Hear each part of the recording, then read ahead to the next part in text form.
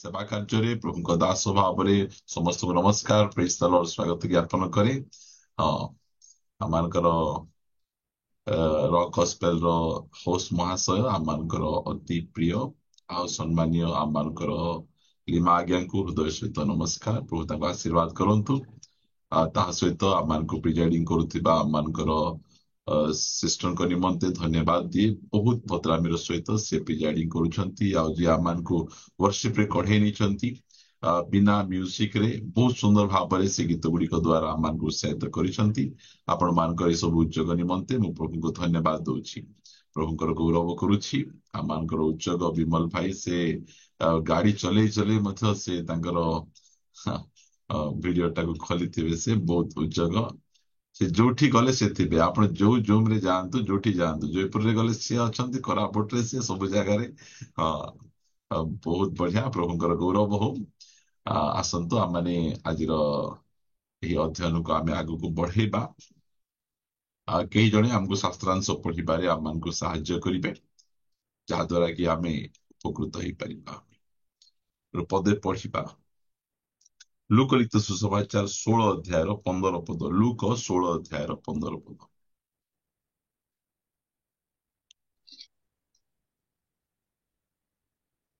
ସେଥିରେ ସେ ସେମାନଙ୍କୁ କହିଲେ, ଯେଉଁମାନେ ଆପଣା ଆପଣାକୁ ମନୁଷ୍ୟମାନଙ୍କ ଦୃଷ୍ଟିରେ ଧାର୍ମିକ ବୋଲି ଦେଖାନ୍ତି, ତୁମ୍ଭେମାନେ ସେହି ପ୍ରକାର ଲୋକ, କିନ୍ତୁ ଈଶ୍ୱର ତୁମ୍ଭମାନଙ୍କ ହୃଦୟ ଜାଣନ୍ତି, କାରଣ ତାହା ମନୁଷ୍ୟମାନଙ୍କ ମଧ୍ୟରେ ଉଚ୍ଚୀକୃତ, ତାହା ଈଶ୍ୱରଙ୍କ ଦୃଷ୍ଟିରେ ଘୃଣିତ।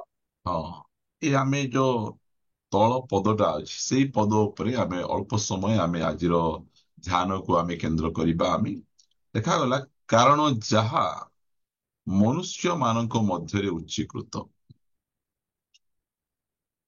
जहा मनुष्य मानक मध्य उच्चीकृत मनुष्य मानक मध्य क्यों क्यों विषय बहुत उच्चीकृत किए कहीपर जे क्यों क्यों विषय मनुष्य मानक दृष्टि रे बहुत उच्चीकृत मनुष्य माने ताको बहुत उपरे वा मुंड उपरे रखती क्यों विषय को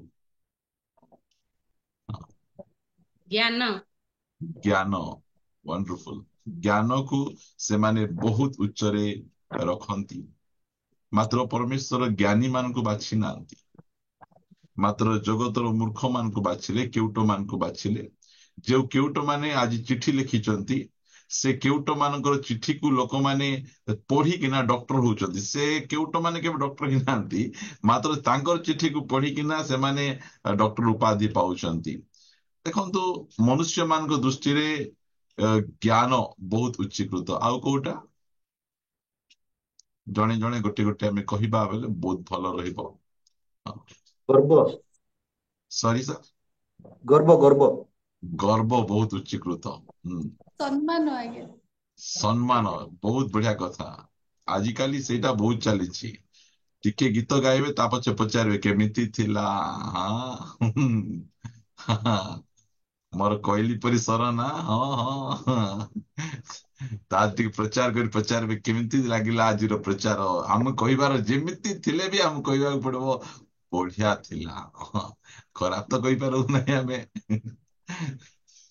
ସେଇଟା ଯାକ ବହୁତ ଉପରେ ରଖୁଛି ଲୋକମାନଙ୍କ ଠାରୁ ଗୌରବ ପାଇବା ପ୍ରଶଂସା ପାଇବା ଏଇଟା ଯାକ ମନୁଷ୍ୟ ମାନଙ୍କ ଦୃଷ୍ଟିରେ ବହୁତ ବହୁତ ଉଚ୍ଚୀକୃତ।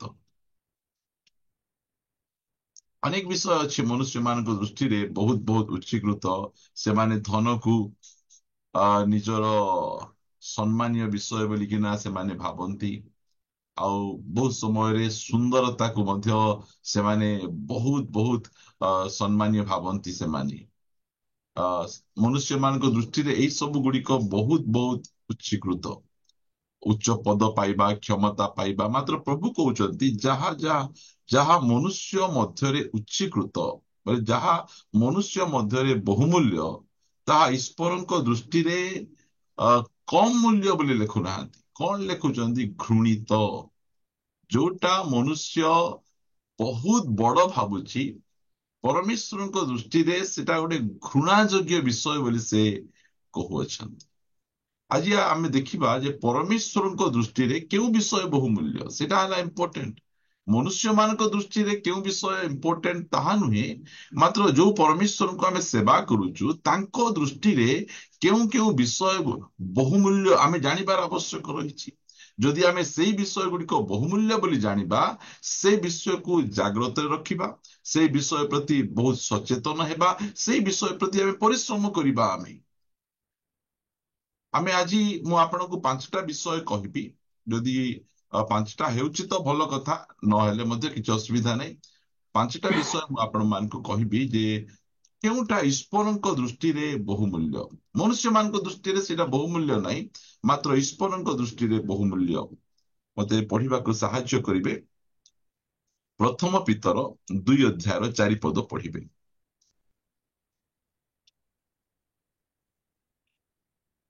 प्रथम पितर 2 अध्याय 4 पद।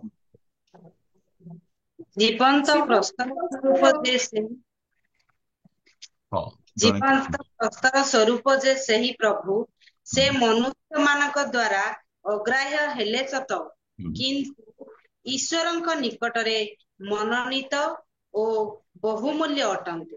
हाँ, आमानकर बहुमूल्य विषय कोटा एडा प्रभु हमको कहउछंती।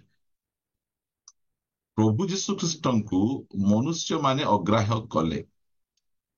से 2000 वर्ष पूर्वे ही कले ताहा नुहे, एबे मध्य अग्राह्य करूछंती।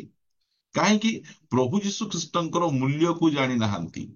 से माने कहउछंती विदेशी भगवान, ख्रिस्टियन मानक भगवान, एडा छोट जाति लोकंकर भगवान, एइटा कहिकिना से माने जीशु ख्रीष्टଙ୍କୁ अग्राह्य करूछंती। काहेकि से माने जीशु ख्रीष्ट किए से माने जानी नाहंती। आमे काहेकि जीशु ख्रीष्टଙ୍କ परे पागल होउछु। आमे सबु बेले जीशु जीशु जीशु आमे कहूछु। जूम मीटिंग रे आमे आसुछु, आमे तांको निकटर प्रार्थना आमे करूछु। आमे काहेकि आमे एते जीशुଙ୍କ पय आमे पागल होउछु। आमे आज जीशुଙ୍କୁ ग्रहण करिथिबारु आज हमको घर भड़ा मिलू नहीं। लोक माने कहउछु नाइ नाइ नाइ, ख्रिस्टियन लोकंको आमे घर भड़ा देबु नहीं। आमे जीशुଙ୍କୁ आमे ग्रहण करिथिबारु हमरो कोटा हमठरु नहीं जाउछंती।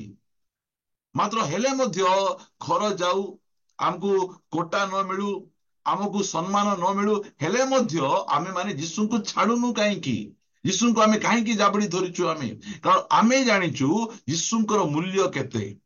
दुनिया लोक से जानी नाहंती। सेति पय जीशु ख्रीष्टଙ୍କୁ सेमान बाहर कले। इस्राएल लोक माने जीशु ख्रीष्टଙ୍କୁ जानी थांते, ताहारे जीशु ख्रीष्ट सेमानको निमंते आसिले, से निज राज्य रे आसिले, मात्र तांकर निजर लोक माने तांको ग्रहण कले नहीं। काहेकि ग्रहण कले नहीं? सेमान जीशु ख्रीष्टଙ୍କୁ सेमान चिन्हि पारले नहीं। सेति पय आजी जाए कोंतु इस्राएल एबे शांति रे अछि कि? हाँ, इस्राएल एबे शांति रे नहीं। इस्राएल रे कोन नहीं? दुनियार सबुठारु उत्तम साइंटिस्ट, डॉक्टर और अनेक अनेक टेक्निक गुड़िक रही, मात्र शांति कहीं शांति नहीं तांको पाखरे। जीशु ख्रीष्ट को अग्राह्य करिथिबारु अनेक वर्ष घर रहिले मिलला नहीं, देश मिलला नहीं, विदेश रे जाइकिना आ ता घरे पड़िकिना रहिले से माने। ता पछे एबे 1947 मसीह से माने एबे निजर देश को फेरिकिना निज देश रे अछंती, हेले मध्य से देश रे शांति नाही। काहेकि जे शांतिर राजा, से शांतिर राजा को तुम्हें बाहर करदेव, गेट आउट करदेव, दरकार नहीं, आमको क्रूस रे चढ़ाओ, आमको बारब्बार दरकार, एई प्रकार तुम्हें घोषणा तुम्हें करिछ, ताले तुमको कोठु शांति मिलिबो?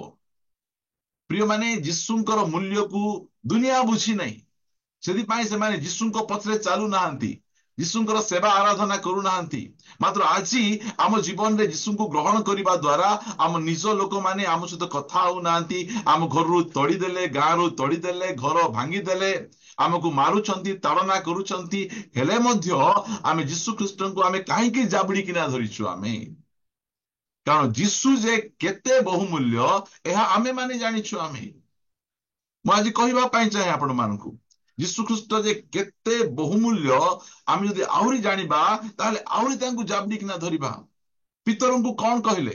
जीशुंको अस्वीकार कर, तुमे पंची जीवो। जीशु पितरंकु क्रूस रे टंगाउतिले, कहले नाई नाई, ଯୀଶୁ ଯେ ପ୍ରକାର ମୃତ୍ୟୁବରଣ କଲେ ମତେ ସେମିତି ମାର ନାହିଁ, ମତେ ଉଲ୍ଟା କ୍ରୁଶରେ ତୁମେ ଟଙ୍ଗାଅ। ଏଇଟା ପିତର କହିଲେ, ପିତରଙ୍କୁ ଉଲ୍ଟା କ୍ରୁଶରେ ଟଙ୍ଗା ଗଲା। ଥମା ଆମ ଦେଶରେ ଆସିଲେ, ମାଡ୍ରାସରେ ତାଙ୍କୁ ତେଣ୍ଟା ଭୁଷିକିନା ଗୋଡ ଚିରିକିନା ତାଙ୍କୁ ମାରିଲେ। ବାର୍ଥୋଲୋମିକୁ ଜିଅନ୍ତା ଅବସ୍ଥାରେ ତାଙ୍କ ଦେହରୁ ଚମଡାକୁ ଝିକି ବାହାର କରିଦେଲେ। କଣ ପାଇଁ? ଯୀଶୁଙ୍କୁ ଛାଡ। ସେ କହିଲେ ମୁଁ ସବୁ ଛାଡି ପାରିବି ଆଜ୍ଞା, ସବୁ ଛାଡି ପାରିବି, ଖାଇବାଟା ମଧ୍ୟ ଛାଡିଦେବି, ପିଇବାଟା ମଧ୍ୟ ଛାଡିଦେବି, ସବୁ ଛାଡିଦେବି, ମାତ୍ର ଯୀଶୁ ଖ୍ରୀଷ୍ଟଙ୍କୁ ଛାଡି ପାରିବି ନାହିଁ। କାରଣ ଯୀଶୁ ଖ୍ରୀଷ୍ଟ ଯେ କେତେ ବହୁମୂଲ୍ୟ ଏହା ମତେ ଜଣା। ସେମାନେ ଯୀଶୁ ଖ୍ରୀଷ୍ଟଙ୍କ ପାଇଁ ନିଜ ଜୀବନ ଦେଇଦେଲେ ସିନା ଯୀଶୁ ଖ୍ରୀଷ୍ଟଙ୍କୁ ଛାଡିଲେ ନାହିଁ। କାହିଁକି ସେମାନେ ଯୀଶୁ ଖ୍ରୀଷ୍ଟଙ୍କୁ ଛାଡିଲେ ନାହିଁ? ମୁଁ ଆପଣମାନଙ୍କୁ କହିବା ପାଇଁ ଚାହେଁ। ଗୋଟେ ପଦ ପଢିବେ ମୋ ସହିତ, ଯୋହନ ଲିଖିତ ସୁସମାଚାର 15 ଅଧ୍ୟାୟ 5 ପଦ। ମୁଁ ଦ୍ରାକ୍ଷାଲତା, ହଁ, ତୁମ୍ଭେମାନେ ଶାଖା। ଶାଖା। ଯେ ମୋ ଠାରେ ରହେ ଓ ମୁଁ ଯାହାଠାରେ ରହେ ସେ ପ୍ରଚୁର ଫଳ ଫଳେ, କାରଣ ମୋ ବିନା ତୁମ୍ଭେମାନେ କିଛି କରିପାର ନାହିଁ। କେତେ ଆମେନ୍। ସୁନ୍ଦର କଥା। ଏଇଟା ଆମେ କେତେ ବୁଝିଛୁ ସେଟା ଆମକୁ ଜଣା ନାହିଁ। ମାତ୍ର ପ୍ରଭୁ ଯୀଶୁ ଖ୍ରୀଷ୍ଟ କହୁଛନ୍ତି ମୁଁ ଶାଖା, ଅନ୍ୟ କିଏ ଶାଖା ନାହାନ୍ତି। ସରି, ମୁଁ ଦ୍ରାକ୍ଷାଲତା ଆଉ ତୁମ୍ଭେମାନେ ଶାଖା। ମୋ ବିନା ତୁମ୍ଭେମାନେ କିଛି କରିପାରିବ ନାହିଁ। କିଛି କରିପାରିବ ନାହିଁ ବୋଲି କଣ? ମୋ ବିନା ତୁମେ ଘର କରିପାରିବ ନାହିଁ କି ଘର କରିପାରିବ? ମୋ ବିନା ତୁମେ ଗାଡି ମଧ୍ୟ କରିପାରିବ, ପାଠ ବି ପଢିପାରିବ, ବାହା ବି ହେଇପାରିବ, ଛୁଆ ବି କରିପାରିବ, ବଡ ଲୋକ ମଧ୍ୟ ହେଇପାରିବ, ହେଲେ କଣ କରିପାରିବ ନାହିଁ? ମୋ ବିନା ତୁମର ପାପ କ୍ଷମା ହେଇପାରିବ ନାହିଁ। ଏଟା ବୁଝନ୍ତୁ। ଆମେ ଯୀଶୁଙ୍କୁ ଆମେ ଜାବଡି କାହିଁକି ଆମେ ଧରୁଛୁ? ଆମେ ଏ ଦୁନିଆରେ କୌଣସି ଭଗବାନ ନାହାନ୍ତି, କି ମହାପୁରୁଷ, କି ଭବିଷ୍ୟତ ବକ୍ତା ନାହାନ୍ତି ଯିଏ କି ଆମକୁ ପରିତ୍ରାଣ ଦେଇପାରିବେ, ଆମକୁ ପାପ କ୍ଷମା ଦେଇପାରିବେ, ଆମକୁ ଅନନ୍ତ ଜୀବନ ଦେଇପାରିବେ। ଆଜି ଯୀଶୁଙ୍କୁ ନ ଜାଣିଥିବା ଲୋକମାନେ ବଡ ବଡ ଧନୀ ଲୋକ ଅଛନ୍ତି। ଦେଖ, ଆମେ ଯୀଶୁଙ୍କ ବିନା ଆମେ କେତେ ବଡ ବଡ କାମ କରୁଛୁ। ଆମେ ମୁସଲମାନ ଲୋକମାନେ ସେମାନେ କହନ୍ତି ଦେଖ ଆମର ଆଲ୍ଲାହ କେତେ ମହାନ, ଆମକୁ ତେଲ ଫ୍ୟାକ୍ଟ୍ରି ଦେଇଛନ୍ତି, ଆମେ ତେଲ ଦୁନିଆ ସାରାକୁ ଦଉଛୁ। ଆମେ ଆଉ ଆମର ଦେଶର ଲୋକମାନେ କହିବେ ଆମର ଭଗବାନ କେତେ ମହାନ, ଦେଖ ଆମେ କେତେ ବଡ ବଡ ବିଲ୍ଡିଂ ଆମେ ବାନ୍ଧୁଛୁ। ମାତ୍ର ତୁମର ଭଗବାନ ତୁମକୁ ପରିତ୍ରାଣ ଦେଇପାରିବେ କି? ପାପ କ୍ଷମା ଦେଇପାରିବେ କି? ଅନନ୍ତ ଜୀବନ ଦେଇପାରିବେ କି? ସେଥିପାଇଁ ଯୀଶୁ ବହୁମୂଲ୍ୟ। ମନୁଷ୍ୟ ମାନଙ୍କ ନିକଟରେ ଅଗ୍ରାହ୍ୟ ହେଲେ ମାତ୍ର ଈଶ୍ୱରଙ୍କ ନିକଟରେ ଗ୍ରାହ୍ୟ କାହିଁକି? ସେ ଏଇ ସବୁ କାମ କରିପାରିବେ। ଯୀଶୁଙ୍କ ବିନା ଘର ବାନ୍ଧି ପାରିବା, ଯୀଶୁଙ୍କ ବିନା ଆମେ ବିଜନେସ କରିପାରିବା, ରାଜନେତା ହେଇପାରିବା, ଚାକିରି କରିପାରିବା, ମାତ୍ର ଯୀଶୁଙ୍କ ବିନା ପରିତ୍ରାଣ ପାଇପାରିବା ନାହିଁ। ସେଥିପାଇଁ ସେମାନେ ଚିଲ୍ଲେଇ ଚିଲ୍ଲେଇ କହୁଛନ୍ତି। ପଢନ୍ତୁ ପ୍ରେରିତ 4 ଅଧ୍ୟାୟର 12 ପଦ।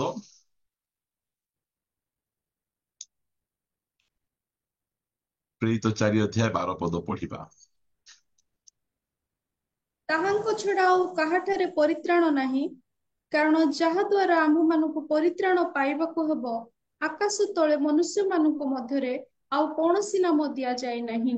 ହଁ, ସେ କହୁଛନ୍ତି, ସେ ଏମିତି କହୁନାହାନ୍ତି ଯେ ମୁସଲମାନ ମାନଙ୍କ ପାଇଁ ଗୋଟେ ନାମ, ହିନ୍ଦୁ ମାନଙ୍କ ପାଇଁ ଗୋଟେ ନାମ, ଶିଖ ମାନଙ୍କ ପାଇଁ ଗୋଟେ ନାମ, ଜୈନ ମାନଙ୍କ ପାଇଁ ଗୋଟେ ନାମ, ଆମେରିକା ପାଇଁ ଗୋଟେ ନାମ, ଇଂଲଣ୍ଡ ପାଇଁ ଗୋଟେ ନାମ, ପାକିସ୍ତାନ ପାଇଁ ଗୋଟେ ନାମ, ସେମିତି କହୁନାହାନ୍ତି। ସମସ୍ତଙ୍କ ପାଇଁ ଗୋଟେ ନାମ, ସେଟା ହେଲା ଯୀଶୁ ନାମ। ଯୀଶୁ ନାମ ଛଡା ଆହୁରି କୋଉ ନାମରେ ପରିତ୍ରାଣ ନାହିଁ। ପ୍ରିୟମାନେ, ଏହି ଜଗତରେ ଯୋଉ ସୁଖ ଶାନ୍ତି ଆମକୁ ଦରକାର, ଯୀଶୁଙ୍କ ବିନା ସେଇ ସୁଖ ଶାନ୍ତି ପାଇହେବ। ଯୀଶୁଙ୍କ ବିନା ସେଇ ସୁଖ ଶାନ୍ତିରେ ଆମେ ରହିହେବ।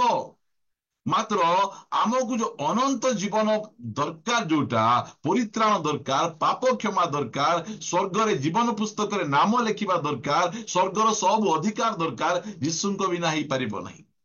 ଆଉ କିଏ ଅଛନ୍ତି? କୋଉ ଧର୍ମରେ ଅଛନ୍ତି? କେଉଁ ଦେଶରେ ଅଛନ୍ତି? କେହି ନାହାନ୍ତି, କେବଳ ଜଣେ ଯୀଶୁ ଖ୍ରୀଷ୍ଟ। ସେଥିପାଇଁ ଆମେ ଯୀଶୁଙ୍କର ମୂଲ୍ୟ ବୁଝିଛୁ। ଆମକୁ ଚାକିରି କ୍ଷେତ୍ରରେ ବାହାର କରିଦେଲେ ମଧ୍ୟ ଆମେ ଯୀଶୁଙ୍କୁ ପ୍ରଭୁ ବୋଲି ଗ୍ରହଣ କରୁଛୁ। ଆମର ପୁଅ ଝିଅ ମାନଙ୍କୁ ବାହାଘର କରିବା ପାଇଁ ବାଧା ହେଲେ ମଧ୍ୟ ଆମେ ଯୀଶୁଙ୍କୁ ପ୍ରଭୁ ଭାବରେ ଗ୍ରହଣ କରିଛୁ ଆମେ, କାରଣ ଯୀଶୁଙ୍କର ମୂଲ୍ୟକୁ ଆମେ ବୁଝିଛୁ। ଆମେ ଦୁନିଆର ବିଷୟ ଯେ ବହୁମୂଲ୍ୟ ତାହା ନୁହେଁ। ପ୍ରଭୁ କହିଲେ ଦୁନିଆ ଦୃଷ୍ଟିରେ ଯୋଉ ଯୋଉ ବିଷୟ ବହୁମୂଲ୍ୟ ତାହା ଈଶ୍ୱରଙ୍କ ଦୃଷ୍ଟିରେ ଘୃଣିତ, ମାତ୍ର ଯୀଶୁ ଖ୍ରୀଷ୍ଟ ଈଶ୍ୱରଙ୍କ ଦୃଷ୍ଟିରେ ବହୁମୂଲ୍ୟ ଅଟନ୍ତି। ଯୀଶୁ ଖ୍ରୀଷ୍ଟଙ୍କ ବିନା ଆମେ କୌଣସି ଆତ୍ମିକ କାମ, ଅନନ୍ତ ଜୀବନ ନିମନ୍ତେ କାମ, ସ୍ୱର୍ଗ ନିମନ୍ତେ ଆମେ କିଛି କରିପାରିବା ନାହିଁ। ଗୋଟେ ପଦ ପଢିବା, ମାଥ୍ୟୁ 1:23 ପଦ ପଢିବେ। ଏ ପଦ ଯାକ ମନେ ରଖିବା ଆମେ। ଦେଖ ଜଣେ କନ୍ୟା ଗର୍ଭବତୀ ହୋଇ ପୁତ୍ର ପ୍ରସବ କରିବେ, ଆଉ ସରି, ଲୋକେ ତାହାଙ୍କ ଆମର ନାମ 21 ପଦ ଟିକେ ପଢନ୍ତୁ ସିଷ୍ଟର। ସେ ପୁତ୍ର ପ୍ରସବ କରିବେ, ହୁଁ, ଆଉ ତୁମ୍ଭେ ତାହାଙ୍କ ନାମ ଯୀଶୁ ଦେବ, ହଁ, କାରଣ ସେ ଆପଣା ଲୋକଙ୍କୁ ସେମାନଙ୍କର ସମସ୍ତ ପାପରୁ ପରିତ୍ରାଣ କରିବେ। କରିବେ। ଆଉ କିଏ କରିବେ ପରିତ୍ରାଣ? ଆମେ ସେହି ମୂଲ୍ୟକୁ ଆମେ ବୁଝିଛୁ। ଆମେ ଯୀଶୁ ଖ୍ରୀଷ୍ଟ, ଯୀଶୁ ନାମର ଅର୍ଥ କଣ? ପରିତ୍ରାଣ କର୍ତ୍ତା, ଉଦ୍ଧାର କର୍ତ୍ତା। କୋଉଠିରୁ? ପାପରୁ ଉଦ୍ଧାର କର୍ତ୍ତା। ପ୍ରିୟମାନେ, ଅନେକ ବର୍ଷ ହେଲା ଲୋକମାନେ ଖ୍ରୀଷ୍ଟିଆନ ହେଇଛନ୍ତି, ସେମାନେ ପାପ କରୁଛନ୍ତି, ଯୀଶୁଙ୍କୁ ଆସି କ୍ଷମା ମାଗୁଛନ୍ତି, ପାପ କରୁଛନ୍ତି, ଯୀଶୁଙ୍କୁ ଆସି କ୍ଷମା ମାଗୁଛନ୍ତି। ଯୀଶୁ ଖ୍ରୀଷ୍ଟ କେବଳ ପାପ କ୍ଷମାକାରୀ ନୁହନ୍ତି, ପାପରୁ ଉଦ୍ଧାରକାରୀ ସେ ଅଟନ୍ତି। ମୋର ଗୋଟେ ଅଭ୍ୟାସ ଥିଲା WWE, ଯୋଉଟା କି ଗୋଟେ ଖେଳ, ସେ ଖେଳ ଦେଖିବାର ମୋର ଗୋଟେ ବହୁତ ଅଭ୍ୟାସ ଥିଲା। ମୁଁ ସେ ଖେଳକୁ ବହୁତ ପସନ୍ଦ କରେ, ଆଉ ବହୁତ ଭଲ ମଧ୍ୟ ଲାଗୁଥିଲା ମତେ ଦେଖିକିନା। ଇଏ ତାକୁ ଟେକି ଛେଚୁଥିବ, ସିଏ ତାକୁ ଟେକି ଛେଚୁଥିବ, ଆଉ ମନେ ମନେ ଭାବୁଥିବି ମୁଁ ଦେଖିକିନା ମୁଁ ମଧ୍ୟ ଶୈତାନକୁ ସେମିତି ଛେଚିବି ହେଲା ବୋଲି। ଆମର କଣ, ଆମେ ନିଜେ ନିଜକୁ ବୁଝେଇ ଦବୁ ଆମେ କେତେ ବଢିଆ। ଦେଖୁଛ ନା, ଏଇ ଖେଳ ଦ୍ଵାରା ମୁଁ ଏଇଟା ଶିଖୁଛି ଶୈତାନକୁ କେମିତି ଛେଚିବାଟା। ସେଇ ଖେଳ ଦ୍ଵାରା ଶୈତାନକୁ ଛେଚି ହେଉନଥିଲା। ସେଇ ଖେଳ ଦେଖିବା ଦ୍ଵାରା ସେଇ ଖେଳର କ୍ରୋଧ, ସେଇ ଖେଳର ସ୍ପିରିଟ ଆସିଲେ ଘରେ ଗଣ୍ଡଗୋଳ ଆରମ୍ଭ ହୁଏ। ଏଠି ଗୋଟେ ମାରିଦେବି, ସେଠି ଗୋଟେ ମାରିଦେବି। ଏଇଟା କୋଉଠୁ ଆସୁଛି? ଏଇଟା ସେ ଖେଳ ଦେଖିଲେ ଆସୁଛି। ମାତ୍ର ମୁଁ କହିଲି, ପ୍ରଭୁ ମତେ ଏଇ ଖେଳରୁ ମୁଁ ବାହାରି ପାରୁନାହିଁ। ମୁଁ ଖେଳ ଦେଖୁଛି, ତା ହଉଛି ପ୍ରଭୁ ଦୟାକରି କ୍ଷମା କର ପ୍ରଭୁ, ଦେଖିବାର ନଥିଲା ସେ ଖେଳ, ମୁଁ ଖେଳ ଦେଖି ଦଉଛି।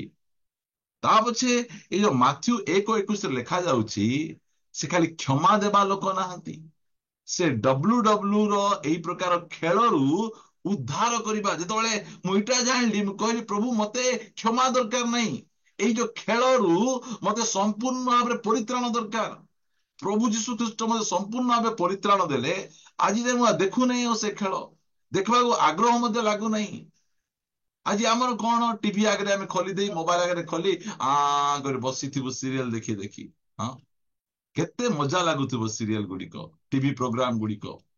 ଏକାନି ଚର୍ଚ୍ଚ ଚାଲିଥିବ, ହେଲେ ମଧ୍ୟ ଚର୍ଚ୍ଚ ଭିତରେ ମଧ୍ୟ କେତେ ଲୋକ T20 ଲଗେଇକିନା ଦେଖୁଥିବେ।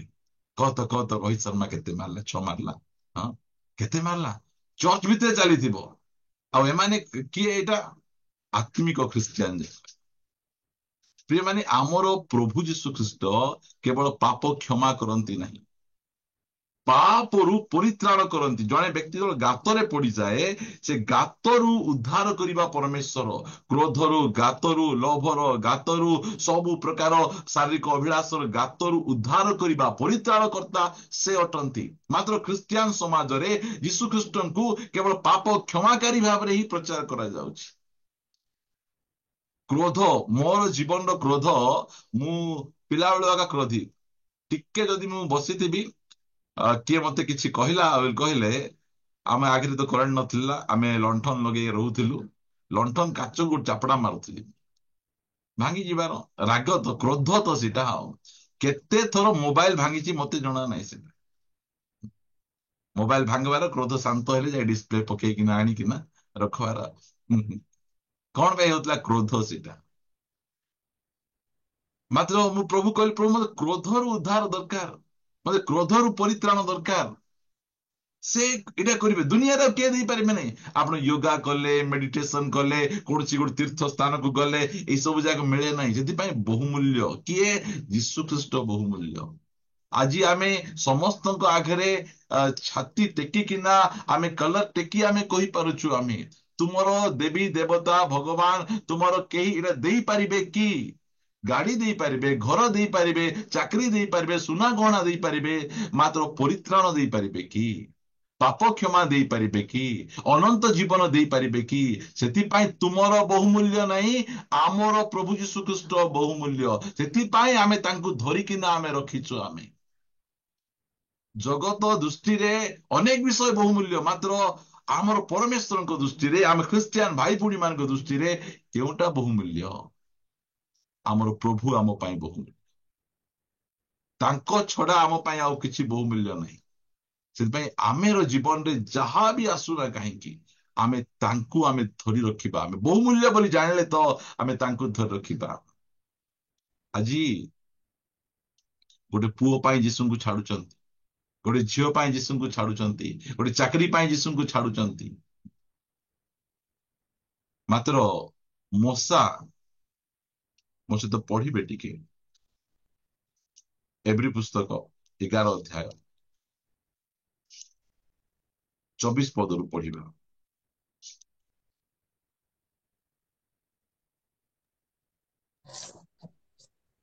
विश्वास द्वारा मूसा बयस प्राप्त ହେଲା ଉତ୍ତାରେ ଫାରୋଙ୍କର କନ୍ୟାଙ୍କ ପୁତ୍ର ବୋଲି ଖ୍ୟାତ ହେବାକୁ ନାସ୍ତି କଲେ। हाँ एते बड़ गौरव को से कौन करे नास्ती करे दरकार नहीं मते सेटा दरकार नहीं मत फारंकर कन्यांकर पुत्र बोली मते दुनिया रे परिचित हेबा दरकार नहीं मते यीशु ख्रीष्टंकर बोली मते परिचित हेबाकु दरकार मते फारो परी उच्च पद दिया न जाऊ मते देशरू घोड़ी दिया जाऊ मात्र मु तुमर से परिचय रे निजको परिचित हेबा पाई चाहू नहीं मते स्वर्गर परमेश्वरंकर से परिचय यीशु ख्रीष्टंक नामर परिचय मु ख्रिस्टियन भाव रे निजको परिचित करेबा पाई मु गर्व अनुभव करूछि केते बड़ सैक्रिफाइस दुनियार सबुठार उच्च पद हैला फारोंकर पद मात्र मोसांक पाखरे से प्रकाशन अछि से पद ठारू मध्य केते गुण रे उच्च पद हैला जे ख्रिस्टियन हेबार पद सेटा से जानिथिबारु से कहले दरकार नहीं मते से फारंकर कन्यांकर पुत्र हेबार सेही विषय दरकार नहीं कोटा बहुमूल्य मोसा कर आखि गोटे पुरातन नियम रो मोसा तांकर आखि फिटी जाइछि आउ से एते उच्च पद को से कौन करुछंती नाई कहउछंती आज छोटिया छोटिया चाकरी पे छोटिया छोटिया सेटा मध्य रेगुलर नहीं एनावर चाकरी सेमानकर एबे जा रेगुलर हि नथिबो सेही चाकरी गोटे पाइबा पई गोटे झियो पाइबा पई गोटे पुओ पाइबा पई जागा टिके पाइबा पई से माने यीशु ख्रीष्टन को अग्राह्य करुछंती अग्राह्य काहेकि करुछंती जे यीशु ख्रीष्ट केते मूल्यवान तांकु जणा नहीं प्रिय माने आमे जानिबार आवश्यक यीशु ख्रीष्ट केते मूल्यवान से लिखा जाउछि पद पढ़िबा आमे जदि होछि आकु पढ़िबा एफिसियो 3 अध्याय एरा मु बुझेई पारिबी मात्र मु एठी समय नेबा पाई चाहू नहीं एफिसियो 1 अध्याय 3 पद आम्भମାନଙ୍କୁ प्रभु जीशु ख्रीष्टଙ୍କ ईश्वर ଓ ପିତା ଧନ୍ୟ ହେଉନ୍ତୁ ସେ ଖ୍ରୀଷ୍ଟଙ୍କ ଠାରେ ଆମ୍ଭମାନଙ୍କୁ ସମସ୍ତ ଆତ୍ମିକ ଆଶୀର୍ବାଦ ଦ୍ୱାରା ସ୍वर्ଗରେ ଆଶୀର୍ବାଦ କରିଅଛନ୍ତି। ए दुनिया रे जेतिकी जाको स्पिरिचुअल ब्लेसिंग अछि यीशु ख्रीष्टन को छाड़ी देले आपण से स्पिरिचुअल ब्लेसिंग मिली परिबे सब जाको आत्मिक आशीर्वाद गुडी को स्वर्ग रे रखा जाईची आ यीशु ख्रीष्टन को बिना आमे गोटिए मध्य स्पिरिचुअल ब्लेसिंग आमे पाई परिबा नहीं से भाई यीशु ख्रीष्टन को रो मूल्य को आमे बुझिबार आवश्यक अछि सबु नहीं मते यीशु नाम दियो बोली आम गीत गाउछ नेरे नेरे जा नौचु ने घर नौचु गाड़ी नौचु तू जहा नौचु ने मात्र मते यीशु नाम दे एटा से जे गीत लिखिचंती से भला भाबरे जानिचंती यीशु नाम रो मूल्य को से भला भाबरे बुझिचंती आमे सही गीत आमे गाउन आमे खाली दे रे आमे गीत आमे गाउछ आमे हां ପ୍ରିୟମାନେ, ସେଥିପାଇଁ ପିତର ସେ କହିଲେ ସେଇ ପକ୍ଷାଘାତ ରୋଗୀଙ୍କୁ, ମାତୃଗର୍ଭର ଖଞ୍ଜ ରୋଗୀକୁ କହିଲେ, ସୁନା କି ରୂପା ମୋ ପାଖରେ ନାହିଁ, ମାତ୍ର ମୋ ପାଖରେ କଣ ଅଛି? ନାଜରିତ ଯୀଶୁଙ୍କ ନାମ ଅଛି। ଆମେ କଣ, ଆମ ପାଖରେ ଯୀଶୁ ନାମ ଛଡା ସବୁ ଅଛି ବୋଲି କହୁଛୁ। ମାତ୍ର ସେ କହିଲେ ତାଙ୍କ ପାଦ ତଳେ ଲୋକମାନେ ଆସି ସୁନା, ଟଙ୍କା, ଧନ ସମ୍ପତ୍ତି ସବୁ ଗଦା କରିଦେଲେ ମଧ୍ୟ ସେ ସବୁ କହୁଥିଲେ ମୋ ପାଖରେ ସୁନା ନାହିଁ କି ରୂପା ନାହିଁ। ଆଜିର ପ୍ରଭୁଙ୍କ ଦାସ ମାନଙ୍କର ସାକ୍ଷ୍ୟ ଏ ପ୍ରକାର ରହିବାର ଆବଶ୍ୟକ ରହିଛି। ମୋ ପାଖରେ କଣ ଅଛି ଜାଣିଛ? ମୋ ପାଖରେ ଯୀଶୁ ନାମ ଅଛି। ମୁଁ ଯୀଶୁ ନାମ ଧରି ଯୋଉ ଜାଗାକୁ ଯାଇଛି ସେ ଜାଗାରେ ସଫଳତା, କୌଣସି ଭୂତ ଠିଆ ହେଇପାରି ନାହିଁ। କୁହନ୍ତୁ ତ କା ନାଁରେ ଭୂତ ଯିବ? ହଁ, ମୁଁ ଅମକ ମନ୍ତ୍ରୀଙ୍କ ନାଁରେ ଆସିଛି, ଭୂତ ଯା। ତୁ କୋଉ ମନ୍ତ୍ରୀ ରେ ବାବୁ କହିବ ସେ, କୋଉ ମନ୍ତ୍ରୀ ନାଁରେ ଯିବ ନାହିଁ। ହଁ, ମୁଁ ଅମକ, ଜାଣିଛ ସେ ବଡି ବିଲ୍ଡର ଯୋଉ ହିରୋ ଅଛି, ସେ ହିରୋ ନାଁରେ ମୁଁ ଆସିଛି। ସେ ହିରୋ ନାଁରେ ମତେ ଯିବ ନାହିଁ। ଆମେ ଦେଖିବାକୁ ଏମିତି ପତଳା ଥିବୁ। ଆମର ଜଣେ ଭାଇ ଅଛନ୍ତି, ଯୋଗେନ୍ଦ୍ର ଭାଇ ବୋଲି, ପୁରା ଏମିତି ପତଳା, ମାତ୍ର ସିଏ ଦେଖିଛନ୍ତି ଯୋଉ ସମୟରେ ସେ ଭୂତ ଛଡେଇବେ ସେ ଆଉ ତାଙ୍କର ପତଳା ଗଠନକୁ ଦେଖିବେ ନାହିଁ, କାରଣ ତାଙ୍କ ପାଖରେ ଯୋଉ ଯୀଶୁ ନାମ ଅଛି, ସେ ନାମର ଶକ୍ତିରେ ଭୂତ ମାନେ ପଳେଇକା ଯିବେ, ଡରିଯିବେ। ପ୍ରିୟମାନେ, ଦିନେ କଣ ହେଲା, ଯୋଉଟେ ସଭାରେ ଜଣେ ବ୍ୟକ୍ତି, ପାଳକ ମହାଶୟ, ସେ ଭୂତ ଛଡଉଛନ୍ତି, ଯୀଶୁ ନାମରେ ଯା ଯା ଯା ବୋଲି କହିଲେ ଯାଉନାହିଁ।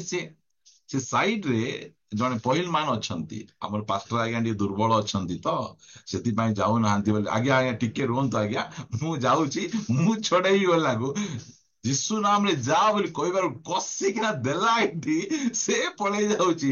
ଭୂତ କଣ ଯିବ? ଆମେ ଭାବୁଛୁ କଣ ଆମର ବଳରେ ପଳେଇ ଯିବ ଆମର, ମୁଁ ପହିଲମାନ ଅଛି ତ ମୁଁ ପାରିଦେବି।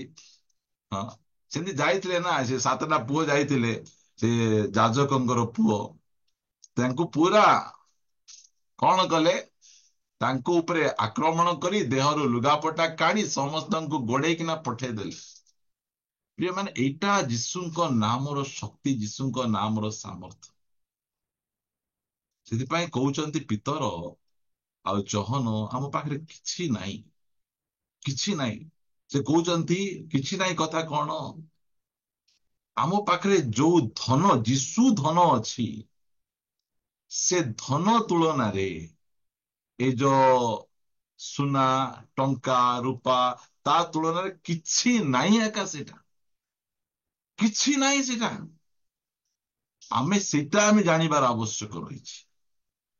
ପ୍ରଥମ ଶତାବ୍ଦୀର ଲୋକମାନେ ହସି ହସିକିନା ନିଜର ସବୁ କିଛି ଦେଇ ପକଉଥିଲେ। ଏବେ ଅଳ୍ପ ଦିନ ତଳେ ମୁଁ କନ୍ଧମାଳ ଯାଇଥିଲି ପ୍ରଚାର କରିବା ପାଇଁ, ଆଉ ସେ ସ୍ଥାନରେ ମୁଁ ଦେଖିଲି 2008ର ଦଙ୍ଗା ପରେ ସେମାନେ ମଧ୍ୟ ଏତେ ଷ୍ଟ୍ରଙ୍ଗଲି ପ୍ରଭୁରେ ଠିଆ ହେଇଛନ୍ତି। ସେମାନେ କହିଲେ ଆଜ୍ଞା ଦଙ୍ଗା ହେଇକିନା ଭଲ ହେଇଛି, ଦଙ୍ଗା ହେଲା ପରେ ପରମେଶ୍ୱର ଆମକୁ ଯେତିକି ଆଶୀର୍ବାଦ କରିଛନ୍ତି ତାହା ଗଣି ହେବ ନାହିଁ ବୋଲି କହୁଥିଲେ ସେମାନେ।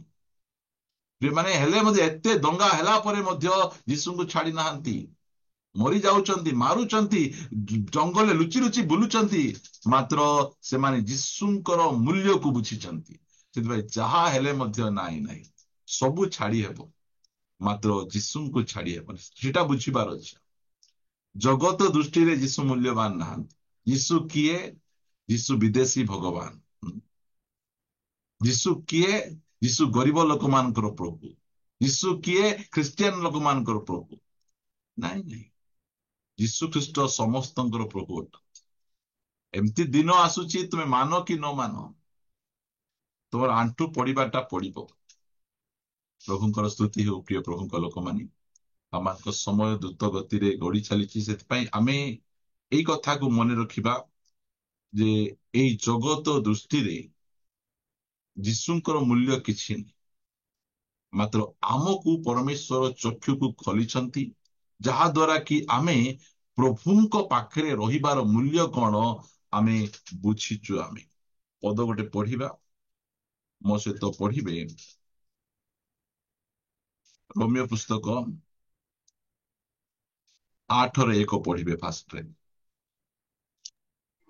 ଅତଏବ ଯେଉଁମାନେ ଖ୍ରୀଷ୍ଟ ଯୀଶୁଙ୍କ ଠାରେ ଅଛନ୍ତି ସେମାନଙ୍କ ପ୍ରତି ବର୍ତ୍ତମାନ କୌଣସି ଦଣ୍ଡାଜ୍ଞା ନାହିଁ। କିଏ ଦବ ଦଣ୍ଡାଜ୍ଞା? ଯୀଶୁଙ୍କ ପାଖରେ ଥିବାରୁ ଆମ ଅତୀତରେ ଯାହା ଯାହା ପାପ କଲୁ, ଭୁଲ କଲୁ, ଅପରାଧ କଲୁ, ଯୋଉ ଦଣ୍ଡ ଆମ ଉପରେ ଆସୁଥିଲା, ଆମେ ଯୀଶୁଙ୍କ ନିକଟକୁ ପଳେଇ ଆସିଲୁ। ଆମେ ଯୀଶୁଙ୍କ ନିକଟକୁ ଆସିବାରୁ ବର୍ତ୍ତମାନ ଆମ ଉପରେ କୌଣସି କେସ୍ ନାହିଁ। ସ୍ୱର୍ଗର ପରମେଶ୍ୱରଙ୍କ ଦୃଷ୍ଟିରେ ଆମେ ସମ୍ପୂର୍ଣ୍ଣ ଭାବରେ ଧାର୍ମିକ, ପବିତ୍ର। ଆମକୁ ଶୈତାନ ଦଣ୍ଡ ଦେଇପାରିବ ନାହିଁ, ଦୁଷ୍ଟାତ୍ମା ଦଣ୍ଡ ଦେଇପାରିବ ନାହିଁ, କେହି ଦଣ୍ଡ ଦେଇପାରିବ ନାହିଁ, କାରଣ ଆମେ ଯୀଶୁଙ୍କ ପାଖରେ ଅଛୁ। ଆମେ ସେଥିପାଇଁ ସେ କହୁଛନ୍ତି ଯେ ଯୋଉମାନେ ବର୍ତ୍ତମାନ ଯୀଶୁଙ୍କ ପାଖରେ ଅଛନ୍ତି ସେମାନଙ୍କ ପ୍ରତି କୌଣସି ଦଣ୍ଡାଜ୍ଞା ନାହିଁ। ଦଣ୍ଡାଜ୍ଞା ନାହିଁ ମାନେ ଆପଣଙ୍କୁ କିଏ ଗୁଣିଗାରେଡି କରିପାରିବେ ନାହିଁ, ଆପଣଙ୍କୁ କିଏ ତନ୍ତ୍ର ମନ୍ତ୍ର କରିପାରିବେ ନାହିଁ। ଆପଣଙ୍କ ଘରେ ଯଦି କେହି ତନ୍ତ୍ର ମନ୍ତ୍ର କରି ଯଦି କେହି ଚାଉଳ ଫିଙ୍ଗନ୍ତି, ସେ ଚାଉଳକୁ କାଢିବେ, ସେ ଚାଉଳକୁ ଭଲ ଭାବରେ ଧୋଇବେ, ଆଉ ଭାତ ତରକାରୀ ରୋଷେଇ କରିକିନା ଖାଇବେ, କିଛି ହେବ ନାହିଁ। କିଏ ଯଦି ଲେମ୍ବୁ ଫିଙ୍ଗୁଛନ୍ତି, ଦି ଫଡା କରିବେ, ତାକୁ ଚିପିଡ଼ିକିନା ଲେମ୍ବୁ ପାଣି କରି ପିଇବେ। କାହିଁକି? କାରଣ ଆମେ ଖ୍ରୀଷ୍ଟଙ୍କ ଠାରେ ଅଛୁ। ଏ ତନ୍ତ୍ର ମନ୍ତ୍ର ଗୁଣି ଗାରେଡି ଆମ ପାଖରେ କିଛି କାମ କରିବ ନାହିଁ। ଦେଖନ୍ତୁ, ଆଜି ଅନେକ ଖ୍ରୀଷ୍ଟିଆନ ଯାକ ଅଛନ୍ତି, ତାଙ୍କର ପୁଅ ଝିଅ ମାନଙ୍କୁ ବହୁତ ସୁନ୍ଦର ଗୋରା ଗୋରା ପୁଅ ଝିଅ ଦେଇଥିବେ, ଏଡେଡା ଟୁପା ଲଗେଇଥିବେ ଏଠି, ଏଠି ପୁରା କଳା ଲଗେଇ, ଦୃଷ୍ଟି ପଡିଯିବ ଆଜ୍ଞା, ଦୃଷ୍ଟି ପଡିଯିବ। ଯୀଶୁ ଖ୍ରୀଷ୍ଟ ସେ ଦୃଷ୍ଟିରୁ ତୁମକୁ ରକ୍ଷା କରିପାରୁନାହାନ୍ତି ବୋଲେ ନର୍କରୁ କେମିତି ରକ୍ଷା କରିବେ? ଆଜି ସେମିତି ଆଜି ଲୋକମାନେ ଦେଖନ୍ତୁ, ଗୋଟରେ ଗୋଟେ କଳା ଦଉଡି ବାନ୍ଧିଥିବେ, ଫାଷ୍ଟରେ ଗୋଡରେ ବାନ୍ଧିବେ, ତାପରେ ହାତରେ ବାନ୍ଧିବେ, ତାପରେ ବେକରେ ଗୋଟେ ବାଲ୍ଟି ଦଉଡି ବାନ୍ଧିବେ। କିଛି କାମ ନଦେବେ, ସେଇଟା କାମ ଦେବ ବୋଲି କହିବେ ସେଇଟା। ସେଥିପାଇଁ ଆମେ ଯୀଶୁଙ୍କ ପାଖରେ ଥିବାରୁ ଆମେ ଏଇ ସବୁ ଯାକ ନାହିଁ। ପିଲାକୁ ଝାଡା ହେଇଯାଉଛି, ଅଣ୍ଟା ଦଉଡି ଗୋଟେ ବାନ୍ଧି ଦିଅ, ଅଣ୍ଟା ଦଉଡି ଝାଡା ଅଟକେଇବ? ସେମିତି ହେଲେ ଗଲେ ଡକ୍ଟର ପାଖରେ ଥାନ୍ତା, ଓହୋ ଜ୍ୱର ହଉଛି ରଙ୍ଗ ଦଉଡି ବାନ୍ଧି ଦିଅ, ଝାଡା ହଉଛି କଳା ଦଉଡି ବାନ୍ଧି ଦିଅ, ଆଉ ଏମିତି କହିଥାନ୍ତେ। ଆମେ ଯୀଶୁଙ୍କ ପାଖରେ ଅଛୁ, କହୁଛନ୍ତି କୌଣସି ଦଣ୍ଡାଜ୍ଞା ନାହିଁ, କିଏ ତମକୁ ଗୁଣି ଗାରେଡି ନଷ୍ଟ ଏସବୁ କିଛି କରିପାରିବ ନାହିଁ। ହେଲେ ମଧ୍ୟ ଆମର ବିଶ୍ୱାସ କୋଉଟା? କଳା ଦଉଡିକୁ ବିଶ୍ୱାସ, ରଙ୍ଗ ଦଉଡିକୁ ବିଶ୍ୱାସ। ହଁ, ଆମେ ବିଶ୍ୱାସ କୋଉଟାକୁ? 50 ଟଙ୍କିଆ ଗାଡାକୁ, ଯୋଉ ଗେଡା ଆମେ ଘରେ ଲଗେଇଥାଉ 50 ଟଙ୍କିଆ ଟା, ତାକୁ ବିଶ୍ୱାସ। ଆମେ ଶୋଇକିନା କିଏ ଚୋରେଇବେ ନାହିଁ, ଗେଡା ଅଛି, 50 ଟଙ୍କିଆ ଗେଡାକୁ ବିଶ୍ୱାସ, ମାତ୍ର ଏତେ ବହୁମୂଲ୍ୟ ପ୍ରଭୁଙ୍କ ଉପରେ ବିଶ୍ୱାସ ନାହିଁ ଆମର। ଆମର ପ୍ରଭୁ କେତେ ବହୁମୂଲ୍ୟ ଆମେ ସେଇଟା ଆମେ ଜାଣୁଛୁ। ସେଥିପାଇଁ ସେ କହୁଛନ୍ତି ପାଉଲ, ବର୍ତ୍ତମାନ ଯେ କେହି ଖ୍ରୀଷ୍ଟଙ୍କ ଠାରେ ଅଛନ୍ତି, ଆମକୁ ପଚାରି ପାରିବେ। ଆଦମକୁ ପଚାରିଲେ, ହେ ଆଦମ ତୁମେ କେଉଁଠାରେ ଅଛ? ଆଦମ କହିପାରିଲେନି, ଆଜି ଯାଏ କହିପାରୁନାହାନ୍ତି। ମାତ୍ର ଆମେ କହିପାରୁଛୁ, କୋଉଠି ଅଛ ବାବୁ ତୁମେ? ନାଇଁ ଆଜ୍ଞା ମଦ ଦୋକାନରେ ଅଛି। ମଦ ଦୋକାନରେ ମୁଁ ନାହିଁ, ହେଲା। ନାଇଁ ଆଜ୍ଞା ମୁଁ ସିନେମା ହଲରେ, ଆଗରେ ମୁଁ ସିନେମା ହଲରେ ଥିଲି, ମଦ ଦୋକାନରେ ଥିଲି, ଜୁଆଡାରେ ଥିଲି, ସେ ଖେଳ ପଡିଆରେ ଥିଲି। ମାତ୍ର ସେଠିରୁ ପ୍ରଭୁ ମତେ କାଢି ଆଣି ଖ୍ରୀଷ୍ଟଙ୍କ ଠାରେ ରଖିଛନ୍ତି। ସେଥିପାଇଁ ଏବେ କୌଣସି ଦଣ୍ଡାଜ୍ଞା ମୋ ପାଇଁ ନାହିଁ। କୌଣସି ଗୁଣି ଗାଡି ସନ୍ତାନ ତନ୍ତ୍ର ମନ୍ତ୍ର ମୋ ବିରୁଦ୍ଧରେ କୌଣସି କାମ କରିବ ନାହିଁ। ପ୍ରିୟମାନେ, ମୋର ଛୁଆମାନେ ଛୋଟ ଛୋଟ ଥିଲେ, ଯାହାକୁ ଭୂତ ଲାଗିବ ଆମ ଘରକୁ ଆମେ ଆଣିବୁ। ଆମେ ଲୋକମାନେ କହିବେ ଛୁଆମାନେ ଛୋଟ ଛୋଟ ଅଛନ୍ତି, ଘରେ ତୁମେ ଭୂତ ଛଡଉଛ, ତୁମ ଛୁଆମାନଙ୍କୁ ଲାଗିଯିବ। ଛୁଆମାନଙ୍କୁ ଲାଗିଯିବ, କେମିତି ଲାଗିଯିବ? ଆମର ପରମେଶ୍ୱର ଆମର ଛୁଆମାନଙ୍କୁ ରକ୍ଷା କରିପାରିବେ ନାହିଁ କି? ଆମର ଏଇ ଘରେ କେତେ ଗୁଣି ଗାଡି ଭୂତ ତନ୍ତ୍ର ମନ୍ତ୍ରକୁ ଛଡେଇଛୁ, ନିଜେ ନାହିଁ। ଜଣେ ବ୍ୟକ୍ତି ତ ଆସିଥିଲା, ତାଙ୍କର ପାଦ ଯାକ ଧନୁ ପରି ଏମିତି ବଙ୍କା ହେଇ ଆସିଥିଲା। ମୁଁ ଦେଖି ଆଶ୍ଚର୍ଯ୍ୟ ହେଇଗଲି। ବୋଲେ ଶୈତାନର ଶକ୍ତିରେ ଏମିତି ବଙ୍କା ହେଇ ଆସିଥିଲା, 2 ପଦ ପ୍ରାର୍ଥନା କରୁ ଗୋଡ ସିଧା କରି ରାସ୍ତାକୁ ସେ ଧାଉଁଛି। ମୁଁ ଆଶ୍ଚର୍ଯ୍ୟ, ଯୀଶୁଙ୍କ ନାମର ଶକ୍ତି କେତେ ରହିଛି ପ୍ରିୟମାନେ। ପ୍ରଭୁଙ୍କର ସ୍ତୁତି ହଉ। ସେଥିପାଇଁ ଯୀଶୁ ଆମ ପାଇଁ ବହୁମୂଲ୍ୟ। ଆମ ପାଇଁ କୋଉଟା ବହୁମୂଲ୍ୟ? ଆମ ପାଇଁ ଯୀଶୁ ଖ୍ରୀଷ୍ଟ। ଦୁନିଆର ଦୃଷ୍ଟିରେ ସେ ବହୁମୂଲ୍ୟ ନାହାନ୍ତି, ମାତ୍ର ଆମ ଦୃଷ୍ଟିରେ, ପରମେଶ୍ୱରଙ୍କ ଦୃଷ୍ଟିରେ ବହୁମୂଲ୍ୟ। ସେ କହୁଛନ୍ତି ବର୍ତ୍ତମାନ ଯେଉଁମାନେ ଯୀଶୁ ଖ୍ରୀଷ୍ଟଙ୍କ ଠାରେ ଅଛନ୍ତି, କୌଣସି ଦଣ୍ଡାଜ୍ଞା ନାହିଁ। ଯଦି ଏଠି ଯଦି ହାର୍ଟ ଆଟାକ୍ ହେଲା, କିଏ ମାରିଦେଲା, ଆକ୍ସିଡେଣ୍ଟ ହେଇଗଲେ, କିଛି ଡରିବା, ସିଧା ଆମେ ଆମର ଅନନ୍ତ କାଳସ୍ଥାୟୀ ବାସଗୃହକୁ ଆମେ ପଳେଇଛୁ। କାହିଁକି ନା କୌଣସି ଦଣ୍ଡ ଆମ ପ୍ରତି ନାହିଁ। ଆଉ ଯେଉଁମାନେ ଯୀଶୁଙ୍କ ଠାରେ ଅଛନ୍ତି ସେମାନଙ୍କ ପ୍ରତି କଣ ନାହିଁ? ଗୋଟେ ପଦ ପଢିବା ଆଉ ଆମେ ପ୍ରାର୍ଥନା କରିବା। ରୋମିଓ 9 ଅଧ୍ୟାୟ 1 ପଦରୁ ଆମମାନେ ପଢିବା ପାଇଁ ଯିବା ଆମେ 3 ପଦ ଯାଏ। ମୋହର ହୃଦୟରେ ଯେ ଗଭୀର ଦୁଃଖ ଓ ହଁ, ନିରନ୍ତର ବେଦନା ହେଉଅଛି, ଏହା ହେଉଅଛି। ମୁଁ ଖ୍ରୀଷ୍ଟଙ୍କ ସାକ୍ଷାତରେ ସତ୍ୟ କହୁଅଛି, ହୁଁ, ମିଥ୍ୟା କହୁନାହିଁ। କହୁନାହିଁ। ମୋହର ବିବେକ ପବିତ୍ର ଆତ୍ମାଙ୍କ ପ୍ରଭାବରେ ମୋ ସହିତ ସାକ୍ଷ୍ୟ ଦେଉଅଛି, ହୁଁ, କାରଣ ଯେଉଁମାନେ ଶାରୀରିକ ଭାବେ ମୋହର ଆତ୍ମୀୟ, ଏପରି ମୋହର ଭାଇମାନଙ୍କ ନିମନ୍ତେ ମୁଁ ନିଜେ ଖ୍ରୀଷ୍ଟଙ୍କ ଠାରୁ ପୃଥକ ରହି ଶାପଗ୍ରସ୍ତ ହେବା ପାଇଁ ଇଚ୍ଛା କରିପାରନ୍ତି। ଯୋଉମାନେ ଖ୍ରୀଷ୍ଟଙ୍କ ଠାରେ ନାହାନ୍ତି, ଖ୍ରୀଷ୍ଟଙ୍କ ଠାରୁ ପୃଥକ ଅଛନ୍ତି, ସେମାନେ ଅଭିଶପ୍ତ, ସେମାନଙ୍କ ଉପରେ ଅଭିଶାପ କାମ କରୁଛି। ସେଥିପାଇଁ ଆମକୁ କିଏ ଅଭିଶାପରୁ ମୁକ୍ତ କରିବ? ସେଥିପାଇଁ ଗାଲାତୀୟ ମଣ୍ଡଳୀକୁ ପାଉଲ ଲେଖୁଛନ୍ତି, ଖ୍ରୀଷ୍ଟ ଆମ ମାନଙ୍କ ନିମନ୍ତେ କ୍ରୁଶରେ, ଖୁଣ୍ଟରେ, ଗଛରେ ଟଙ୍ଗା ଯାଇ ଆମ ଜୀବନର ସବୁ ଅଭିଶାପକୁ ନେଇଗଲେ। ଆମ ଜୀବନରେ ଯେଉଁ ଯେଉଁ ଅଭିଶାପ ଗୁଡିକ ଥିଲା, ସେ ସବୁ ଅଭିଶାପ ଗୁଡିକ ନେଇଗଲେ। ଆମ ଜୀବନରେ ଗୋଟେ ମଧ୍ୟ ଅଭିଶାପ ନାହିଁ। ଯଦି ଆପଣ ଠିକରେ ମନ ପରିବର୍ତ୍ତନ କରିଛନ୍ତି, ବିଶ୍ୱାସ କରି ବାପ୍ତିସ୍ମ ଗ୍ରହଣ କରିଛନ୍ତି, ଆପଣଙ୍କ ଜୀବନରେ ଆପଣଙ୍କ ପୂର୍ବ ପୁରୁଷଙ୍କର ଗୋଟେ ମଧ୍ୟ ଅଭିଶାପ କାମ କରିବ ନାହିଁ। ଯୋଉମାନଙ୍କ ପରିବାରରେ ଅଭିଶାପ କାମ କରୁଛି, ସେମାନଙ୍କ ପରିବାରର କୌଣସି କ୍ଷେତ୍ରରେ, ଆତ୍ମିକ ହଉ, ଆର୍ଥିକ ହଉ, ଯୋଉ କୌଣସି କ୍ଷେତ୍ରରେ ସେମାନେ ଉନ୍ନତି କରିପାରିବେ ନାହିଁ। ମାତ୍ର ପ୍ରଭୁ ଆମ ଜୀବନରୁ ଅଭିଶାପକୁ ବାହାର କଲେ। କେହି ବାହାର କରିନାହାନ୍ତି। ଅଭିଶାପରୁ ମୁକ୍ତ ହେବା ପାଇଁ ତୁମକୁ ଏଇଟା କରିବାକୁ ପଡିବ, ସେଇଟା କରିବାକୁ, ନାଇଁ। ଯୀଶୁ ଖ୍ରୀଷ୍ଟ ଆମର ସବୁ ଅଭିଶାପକୁ ସେ ନିଜ ଉପରେ ନେଇଯାଇଛନ୍ତି।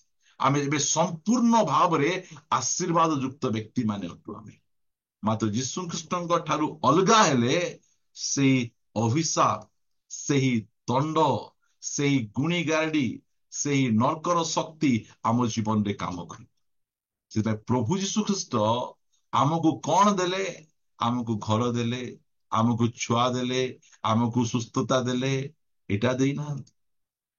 ଆମକୁ କଣ ଦେଲେ? ପରିତ୍ରାଣ ଦେଲେ, ଅନନ୍ତ ଜୀବନ ଦେଲେ, ଜୀବନ ପୁସ୍ତକରେ ନାମ ଲେଖିଲେ, ସ୍ୱର୍ଗର ସମସ୍ତ ଆଶୀର୍ବାଦ ଆମକୁ ଦେଇଛନ୍ତି, ଦଣ୍ଡାଜ୍ଞାରୁ, ଅଭିଶାପରୁ ଆମକୁ ସେ ମୁକ୍ତ କରିଛନ୍ତି। ଏଇଟା ସେ କରିଛନ୍ତି। ସେଥିପାଇଁ ସେ ବହୁମୂଲ୍ୟ ଅଟନ୍ତି। ତାଙ୍କ ବିନା ଆମେ କୌଣସି ମଙ୍ଗଳ ଆମେ ପାଇପାରିବା ନାହିଁ। ପ୍ରଭୁ ଆମମାନଙ୍କୁ ସାହାଯ୍ୟ କରନ୍ତୁ ଯେ ଆମେ ବହୁମୂଲ୍ୟ ବିଷୟକୁ ଆମେ ଯଦି ଜାଣିବା, ସେ ବହୁମୂଲ୍ୟ ବିଷୟ ନିମନ୍ତେ ଆମେ ଅଧିକ ପରିଶ୍ରମ କରିବା, ତାଙ୍କ ସହିତ ଆମେ ଅଧିକ ଲାଗି ରହିବା। ଆସନ୍ତୁ ପଦେ ପ୍ରାର୍ଥନା କରିବା। ମଙ୍ଗଳମୟ ପବିତ୍ର ପିତା, ଆମେ ତୁମକୁ ଧନ୍ୟବାଦ ଦଉଛୁ। ଏହି ସନ୍ଧ୍ୟା ସମୟରେ ତୁମେ ଆମମାନଙ୍କୁ ଜଣେଇଲ ପ୍ରଭୁ, ଆମେ ଖ୍ରୀଷ୍ଟିଆନ ପରିବାରରେ ଜନ୍ମ ହେଇ ଆମେ ଖ୍ରୀଷ୍ଟିଆନ ହେଇନାହୁଁ, କି ଖ୍ରୀଷ୍ଟିଆନ ପରିବାରରେ ଜନ୍ମ ହେଇ କେହି ଖ୍ରୀଷ୍ଟିଆନ ହେଇପାରିବେ ନାହିଁ। ତୁମ ପରିବାରରେ ଜନ୍ମ ହେବାର ଆବଶ୍ୟକ ରହିଛି, ପୁନର୍ଜନ୍ମ ପ୍ରାପ୍ତ ହେବାର ଆବଶ୍ୟକ ରହିଛି। ଯୀଶୁ ଖ୍ରୀଷ୍ଟଙ୍କ ବିନା ଆମେ ଏଇ ସବୁ କୌଣସି ବିଷୟ ଆମେ କରିପାରିବୁ ନାହିଁ। ପ୍ରଭୁ, ମୁଁ ତୁମକୁ ଧନ୍ୟବାଦ ଦଉଛି ପ୍ରଭୁ। ଯୀଶୁ ଖ୍ରୀଷ୍ଟଙ୍କ ନିମନ୍ତେ ସେ ଆମ ପାଇଁ ବହୁମୂଲ୍ୟ। ଦୁନିଆର କୌଣସି ସମ୍ପତ୍ତି, ଦୁନିଆର କୌଣସି ପ୍ରକାର ସୁବିଧା ତାଙ୍କ ପରି ହେଇପାରିବ ନାହିଁ। ସେ ଯୋଉ ଯୋଉ ବିଷୟ ଗୁଡିକ ଆମ ନିମନ୍ତେ କରିଛନ୍ତି, ସେ ମୂଲ୍ୟବାନ ବିଷୟ ଗୁଡିକକୁ ତାହା ଅବର୍ଣ୍ଣନୀୟ, ତାହାକୁ କୌଣସି ପ୍ରକାର ବର୍ଣ୍ଣନା କରାଯାଇପାରେ ନାହିଁ। ମାତ୍ର ଆମ ସୀମିତ ବୁଦ୍ଧିରେ, ସୀମିତ ଜ୍ଞାନରେ ଆମେ ଯାହା ଜାଣିଛୁ ପ୍ରଭୁ, ବାକ୍ୟରେ ଆମେ ଯାହା ଶିଖିଛୁ, ସେ ସବୁ ଗୁଡିକ ନିମନ୍ତେ ଆମେ ତୁମର ଧନ୍ୟବାଦ ଦଉଛୁ, ପ୍ରଶଂସା କରୁଛୁ, ଗୌରବ କରୁଛୁ। ରାଜା, ମୁଁ ତୁମକୁ ଧନ୍ୟବାଦ ଦିଏ ପ୍ରଭୁ ଏହି ଅନଲାଇନ ସେବା କାର୍ଯ୍ୟ ନିମନ୍ତେ। ଏହି ଅନଲାଇନ ସେବା କାର୍ଯ୍ୟ ମାଧ୍ୟମରେ ଓଡ଼ିଶାର ବିଭିନ୍ନ ସ୍ଥାନ ମାନଙ୍କରୁ ଭାଇ ଭଉଣୀ ମାନେ ଆସନ୍ତି, ଆଉ ପ୍ରଭୁ ଯୋଗଦାନ କରି ତୁମ ବାକ୍ୟ ଶୁଣନ୍ତି। ତୁମ ଦାସଙ୍କ ନିମନ୍ତେ ଧନ୍ୟବାଦ। ଆଉ ତାଙ୍କ ସହିତ ମିଶି ପରିଶ୍ରମ କରୁଥିବା ପ୍ରତ୍ୟେକ ଖ୍ରୀଷ୍ଟ ବିଶ୍ୱାସୀ ଭାଇ ଭଉଣୀ ମାନେ, ପ୍ରଭୁଙ୍କ ଦାସ ଦାସୀ ମାନଙ୍କ ନିମନ୍ତେ ମୁଁ ତୁମର ଗୌରବ କରୁଛି। ପ୍ରଭୁ, ମତେ ମଧ୍ୟ ଏହି ଅନଲାଇନ ସେବା କାର୍ଯ୍ୟ ମଧ୍ୟରେ ଆସି ତୁମ ବାକ୍ୟର ପରିବେଷଣ କରିବା ପାଇଁ ପ୍ରଭୁ ତୁମେ ସୁନ୍ଦର ସୁଯୋଗ ଦେଇଛ। ଧନ୍ୟବାଦ ପ୍ରଭୁ। ବାକ୍ୟ ଦ୍ୱାରା କଥା ହେଇଥିବାରୁ ଗୌରବ ମହିମା ତୁମକୁ ଦେଇ ପ୍ରାର୍ଥନା ପ୍ରିୟ ପ୍ରଭୁ ଯୀଶୁଙ୍କ ନାମରେ ମାଗୁଛୁ, ଆମେନ୍ amen. Okay, praise the lord, thank you, God bless you ସମସ୍ତଙ୍କୁ।